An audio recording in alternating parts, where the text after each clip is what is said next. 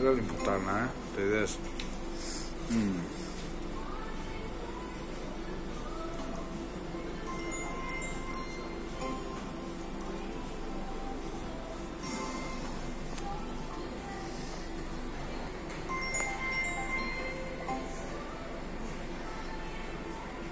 Όπως καταλαβαίνετε, είμαστε εδώ στα play-off του Μοσχάτου.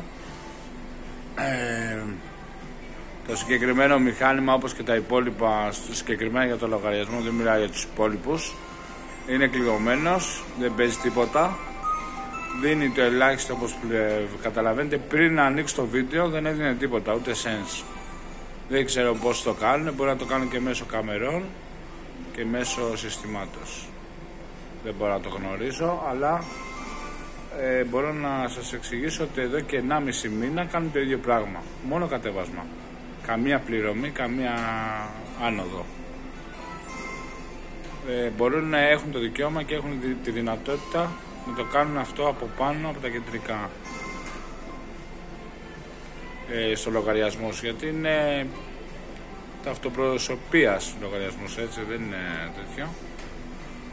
Οπότε συνιστώ την προσοχή σας πώς φέρεστε. Πρέπει να είστε υπάκουοι του ΟΠΑΠ για να μπορείτε να κερδίζετε στο ελάχιστα χρήματα και να μην χάνετε. Πρέπει να είστε υπάκουα σκυλάκια και να μιλάτε και να φέρεστε σαν αδερφάρες. Αυτό είχα να πω. Βλέπετε, τελειώσαν τα λεφτά πάλι, τα έφαγε ακόμα μια φορά, έστω και τα 5 ευρώ ακόμα που βάλαμε, συνολικά 10 ευρώ μέσα σε συνεδρία. Πόσο? 4 λεπτά, ορίστε. Ούτε 5 λεπτά. Ούτε 5 λεπτά και τα έφαγε.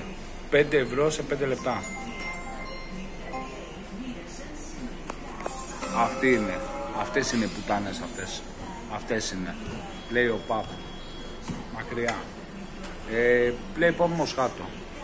Και σχετικά και με τα κεράσματα, με τις μπύρες και αυτά. Μέχρι 2 σου λέει και άλλο. Δεν πάει να παίξεις ό,τι θες.